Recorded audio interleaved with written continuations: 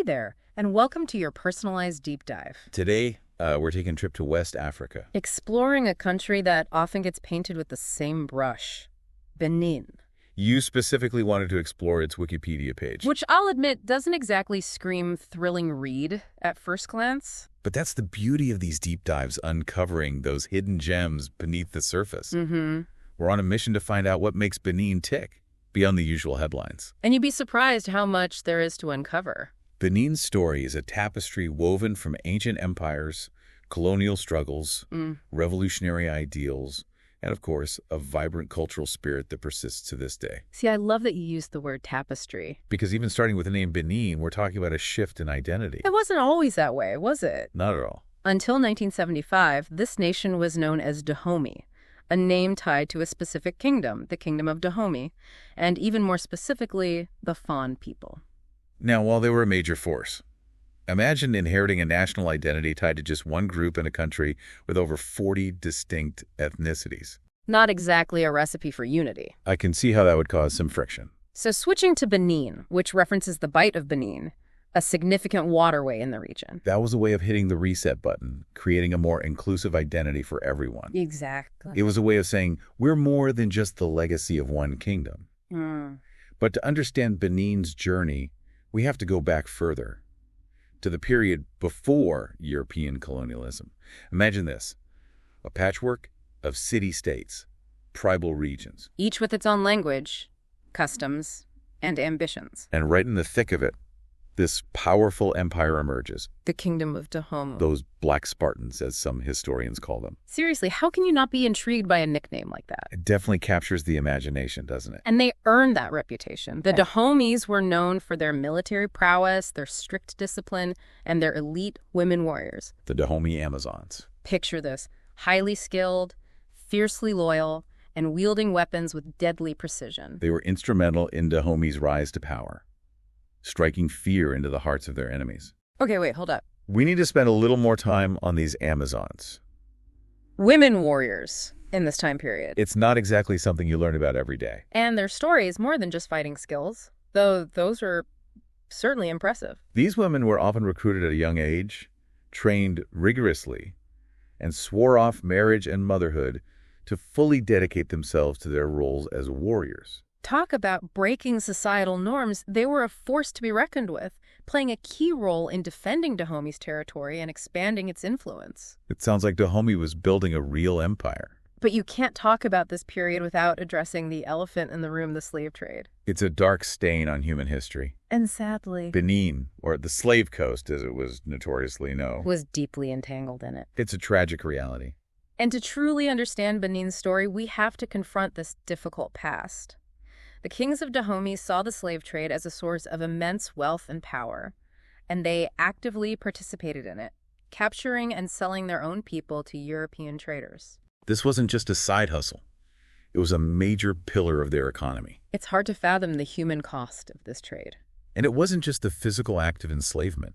It's the way it ripped apart families, communities. Entire cultures. The Wikipedia article mentions these annual customs. What were those exactly? Imagine this.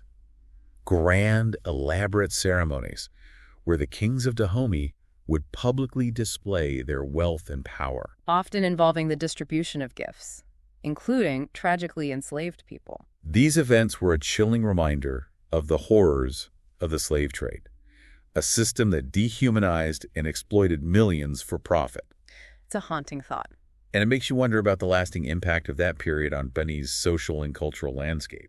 But as we move into the mid-1800s, we see a shift. The power of the Dahomey begins to wane. The slave trade, while still active, starts to decline under external pressure. And on the horizon, a new force emerges. The French.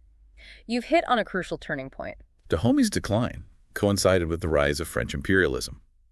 They saw an opportunity to expand their colonial empire.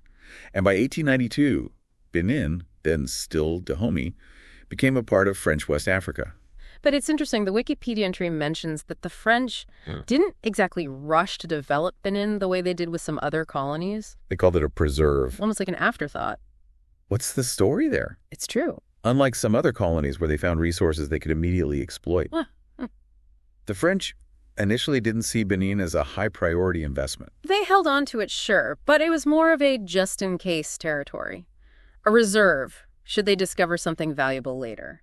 This wait-and-see approach might seem harmless on the surface, but it had long-term consequences.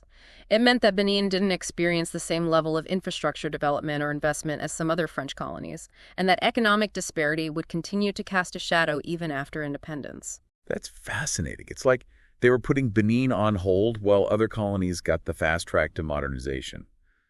But even without pouring resources in, the French arrival obviously changed the game. I mean, they officially ended the slave trade, though we've already talked about how its legacy lingered. Precisely. Abolishing the slave trade didn't magically erase the deeply ingrained power dynamics. In fact, it created a new set of struggles as former slave owners, those who had benefited from that cruel system, tried to maintain their grip this time through control of land and labor. Imagine the resentment, the upheaval, as different groups tried to navigate this new reality.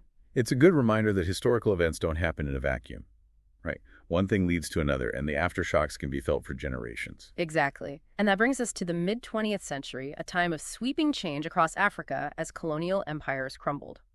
Benin finally achieved its own independence in 1960, but as you can imagine, the journey was far from over. I can only imagine. I mean, looking at the Wikipedia page, those early years post-independence sound more like a political thriller. Coups regime changes a revolving door of leaders. It makes you wonder if true independence was more complicated than just lowering a flag and raising another. That's a really astute observation. Independence brought its own set of challenges. Benin, like many newly independent African nations, struggled to forge a stable political identity. Regional rivalries, ethnic tensions, the lingering influence of former colonial powers. It was a recipe for instability. And in the midst of all this, you have this charismatic military officer, Mathieu Carriacou, who seizes power in a coup and declares Benin a Marxist-Leninist state in 1975. The Cold War is in full swing. I have to admit, even just reading those words on Wikipedia, I was hooked. It's not exactly the kind of headline you expect. Carriacou was one of those figures who defies easy categorization. He was a study in contradictions. A military man who embraced socialist ideology, a revolutionary who later embraced democratic reforms. Understanding his motivations requires understanding the context of the time. The Cold War was playing out on a global scale, and many African leaders were drawn to socialist ideals, seeing them as a way to break free from Western influence and chart a new course for their nations. So Benin takes this sharp turn towards Marxism-Leninism. For those of us who didn't live through the Cold War, can you break down what that actually looked like in practice? Did people wake up one morning and suddenly feel like they were living in a completely different country? It was a period of dramatic transformation. Carriacou's government nationalized industries, meaning they were brought under state control. Education and healthcare were reformed with an emphasis on social equality. Benin even formed close ties with other socialist states like China and North Korea. It was a complete overhaul of the political and economic system. Wow, that's a lot to process. It sounds like they were really trying to build a new society from the ground up. But the Wikipedia entry mentions economic struggles, social unrest. It makes you wonder, did those Marxist-Leninist ideals ultimately crumble under the weight of reality? It's a complex question without easy answers. On the one hand, Carriacou was genuinely committed to improving the lives of ordinary people. He truly believed in social equality and economic justice. And there were some successes. Literacy rates improved, and access to healthcare expanded. But on the other hand, Benin faced significant economic challenges. The global economy was undergoing its own shifts, and Benin's socialist experiment wasn't immune to those pressures. So it's a story of good intentions, maybe some positive changes, but also some harsh realities setting in. Were there any specific events that signaled things weren't working out as planned? By the late 1980s, Benin's economy was in dire straits. The banking system was on the verge of collapse, and even the military wasn't getting paid regularly. People were struggling to make ends meet, and frustration with the government was growing. There were protests, riots, even as people demanded change. That's when things get really interesting, though, right? Because instead of clinging to power, Carriacou does something almost unthinkable for a leader in that time period, especially in Africa. He allows for a democratic transition. He loses an election in 1991 to Nicéphore Soglo, marking the first peaceful democratic transfer of power on the African mainland. That's huge. It was a watershed moment, not just for Benin, but for the entire continent. It demonstrated that even in the face of political and economic turmoil, democratic ideals could prevail. And it's a testament to the Beninese people, their desire for stability and a voice in their own governance. Talk about a plot twist. Here's Kérékou, this military leader who ushers in a Marxist-Leninist revolution. And then he gracefully bows out after losing a democratic election. It kind of makes you rethink everything you thought you knew about that period in African history. It certainly challenges those simplistic narratives, doesn't it? And it speaks to Kérékou's complex legacy. He wasn't just a revolutionary, he was also a pragmatist. He was willing to adapt, to acknowledge when a different path was needed. And that wasn't his only surprising move. The Wikipedia article mentions his public apology in 1999 for Benin's role in the slave trade. I mean, think about that for a second. A leader taking responsibility for a nation's past sins. Especially one as horrific as the slave trade. That's not something you see every day. Absolutely. It was an incredibly powerful gesture, one that resonated far beyond Benin's borders. It sparked a conversation about accountability, about facing those dark chapters of history honestly and seeking reconciliation. It seems like a theme with Benin. This willingness to confront the past while also looking towards the future. But speaking of the future, things haven't exactly been smooth sailing since then, right? The Wikipedia entry hints at some democratic backsliding under President Patrice Talon, who came to power in 2016. That's right. While Benin made remarkable progress in establishing a multi-party democracy, there are concerns about its trajectory under Talon. There have been changes to electoral laws, the composition of parliament, that have tilted the playing field in favor of the incumbent. And that's led to criticism from international observers who worry about shrinking democratic space. It makes you realize that democracy is a fragile thing. A work in progress, really. And Benin's story is a reminder that even when a nation seems to be on the right track, there are always challenges. Always a need for vigilance. Couldn't agree more. It's an ongoing process, not a destination. Well said. But even with those political complexities, there's something so captivating about Benin. I mean, we've talked about the Amazons, the kingdoms, the revolutions. But there's this whole other side to the country, its vibrant culture. It's a melting pot of over 40 different ethnic groups. Each with its own traditions and languages. And then there's the religious landscape. You could spend a lifetime exploring Benin's cultural tapestry. You have Christianity and Islam, the dominant faiths, but then you have Vodun, a traditional religion with roots deep in the country's past. It's a fascinating blend of beliefs and practices. It's like this fusion of old and new, tradition and modernity, all coexisting in this one fascinating place. And speaking of fusion, Benin's art scene is blowing up right now. I mean, I had no idea about the Bienvenue Benin.